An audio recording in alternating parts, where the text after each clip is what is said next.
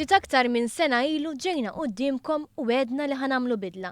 Tajtuna fiduċja enormi u b'ħafna xogħol, fiduċja u impenn qed nroddu lura dik il-fiduċja għall-familji tagħna.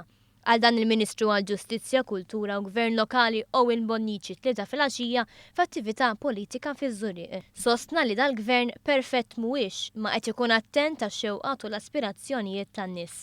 Għall in-nies mhux se tinsa lill-MPs tal-Partit Nazzjonalista li jażlu li jfixklu lil pajjiżna biex jiskurjaw punti politiċi. Staqsa kif sibt wieħed ma jivvutax lil Prim Ministru li żamm kelmtu u permezz ta' dan il-moviment qed jibdel wiċċ Malta. Il-kandidat tal-elezzjoni tal-Parlament Ewropew fl-Ervella tkellmet dwar l-isfidu u l-opportunitajiet li jeżistu fl-Unjoni Ewropea. Fosthom il-bżonn ta' regolamentazzjoni fl-Unjoni Ewropea.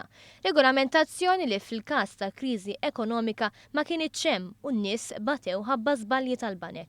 Regolamentazzjoni dwar standards ta' kwalità ta' prodotti u servizzi fis-suq Ewropew.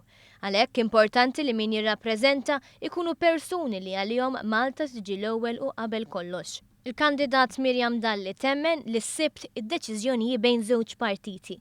Partit b'viżjoni u pjan u ieħor li m'għandux fuq xiex jitkellem. B'risposta għax-xettiġiżmu tal-Partit Nazzjonalista Dalli ppreżentat kont tad-dawl bir-roħs kif imwiet mill-Gvern. Fakret li kieku kien il-Partit Nazzjonalista fil-Gvern flok jorsu, il-kontijiet kienu se jolew. Bħala tifhem li bir-roħs fil-kontijiet, childcare b'xejn u oħrajn, familja bħal tagħha f'sena tista' tifranka l fuq minn 3,000 euro, flus li jistgħu jagħmlu differenza kbira. Flus li bihom il-ġenituri jkunu jistgħu jinvestu aktar f'uliedhom.